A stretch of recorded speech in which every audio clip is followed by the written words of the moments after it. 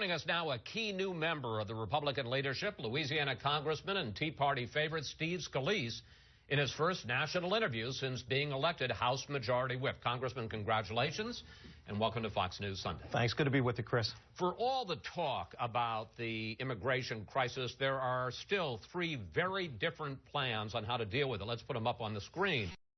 The president wants $3.7 billion to help the children and also beef up enforcement, but no change to the 2008 law to make it easier to send children home to Central America. Senate Democrats want $2.7 billion to do roughly the same, and House Republicans want less than $1 billion, focusing on enforcement and also changing that 2008 law.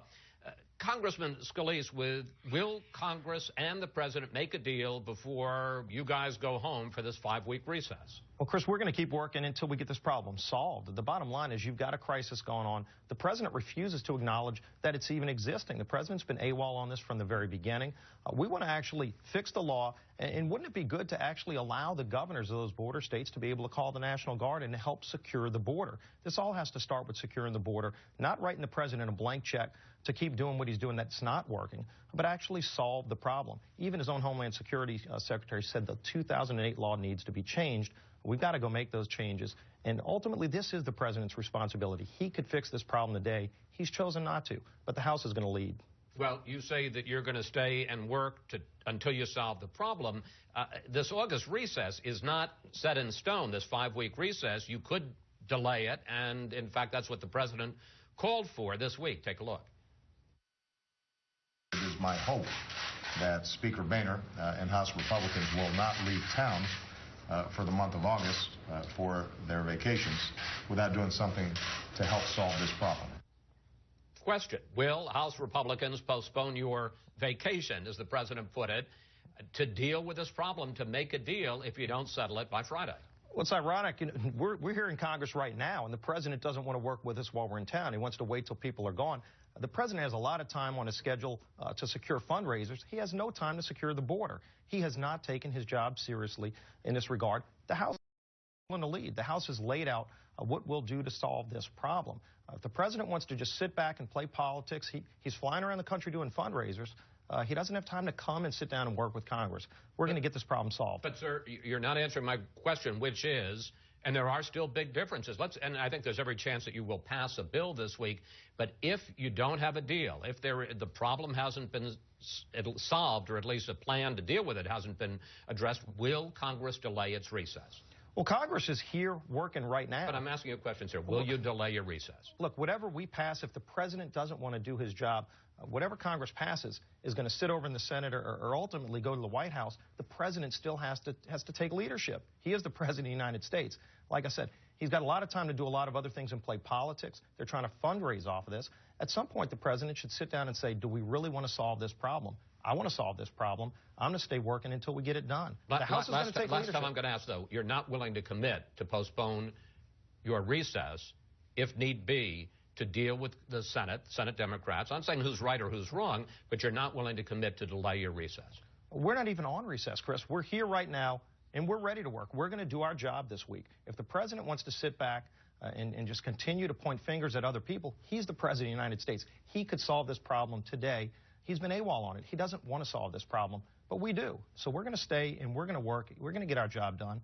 I'd like to see the Senate take something up and do their job. I'd like to see the president do his job, but we're not going to wait for that. We're going to actually do our job. Let's see what the president's willing to do. All right. Meanwhile, White House officials say that the president intends to take executive action by the end of the month, perhaps to defer deportation for millions more illegal immigrants.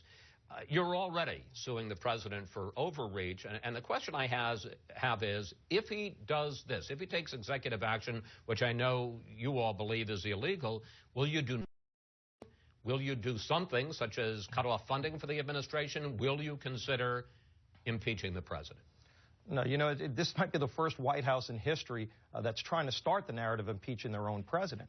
Ultimately, what we want to do is see the president follow the laws. But the president took an oath to faithfully execute the laws of this land, and he's not. In fact, the Supreme Court unanimously, more than 12 times, unanimously said the president overreached and actually did things that he doesn't have the legal authority to do. If he overreaches again on executive action to defer more deportations, what will the House do? We've made it clear we're going to put options on the table to allow the House to take legal action against the president when he overreaches his authority. Others have already done that. Cases have gone to the Supreme Court. And like I said, more than a dozen times, the Supreme Court unanimously, I'm not talking about a 5-4 decision, 9-0 unanimously said the president overreached. So we're going to continue to be a check and a balance against this administration. But impeachment is off the table. Well, the White House wants to talk about impeachment, and ironically, they're going out and trying to fundraise off of that, too. I'm asking you, sir. Look, the White House will do anything they can to change the topic away from the president's failed agenda. People are paying higher costs for food, for health care, for gas at the pump, and the president isn't solving those problems, so he wants to try to change the subject. We're going to continue focusing on getting the economy moving again, solving problems for everyday people. I'd like to see the president engaged in that, too. That's his job. But for whatever reason, he wants to change the topic, talk about things like this. All right. We talked about the fact that you are the first Tea Party member to be part of the top House Republican leadership. I think you would agree there is a split in the GOP caucus between the Tea Party members and the so-called Republican establishment. In fact, dozens of Tea Party members in the House may not vote even for the $1 billion that you guys are talking about to deal with the immigration crisis. How do you intend, on this issue and others, to bridge the gap inside the GOP caucus? And where do you come down on the issue of purity on the one hand, purity versus unity on the other? Well, first of all, Chris, I think what we need to do is focus on those things that unite us, not only as Republicans, but as Americans. There are a lot of issues that we've passed out of the House that have gotten not only a lot of Republican support, Tea Party and every other group within the Republican conference, but even Democrats. There are over 300 bills sitting in the Senate that have passed, including a number that are exclusively focused on creating jobs, many of which have broad bipartisan support. Look at the Keystone Pipeline, for example. Broad bipartisan support for that across the country, unites Republicans, but unites other people, too, that don't even consider themselves part of the Republican Party, and yet the Senate refuses to act, the president doesn't want to act. So there are a lot of things that unite us that revolve around solving the problems facing this country. That's what I'm going to bring to the leadership table, is a way to move those conservative values forward in a way that unites us and solves problems for hardworking taxpayers. Let's do a lightning round in the time we have left. Quick questions, quick answers about some of the issues that you're going to have to deal with in the House before the November midterms. Excuse me. The government runs out of money on October 1st. Will you support a continuing resolution to keep funding and keep the government going at current levels, or are you willing, in an effort to cut spending, to risk another government shutdown? We're going to keep the government running at current levels. In fact, we've passed a majority of the spending bills out of the House already. Not one of them has been taken up by the Senate. Look, shouldn't the Senate at least be able to agree on the bill to fund our troops? That's a bill that got over 100 Democrats when it passed out of the House. But no government shutdown? No. Okay. Another question. I'm enacting the lightning round rules on you, sir. Let's go. You've called for passing a conservative health care plan, and let's put up some of the aspects of that. Repealing Obamacare, expanding health savings accounts, and letting people buy health insurance across state lines. Will you push to have the House pass that and to give voters a clear Republican alternative before the November midterm? I'm passionate about that. Let's lower costs for health care. Let's put patients back in charge of their health care decisions. So I absolutely want to see that get done. So not just oppose Obamacare, but present a Republican alternative. Not only repeal, but replace it with reforms that lower health care costs and put patients back in charge.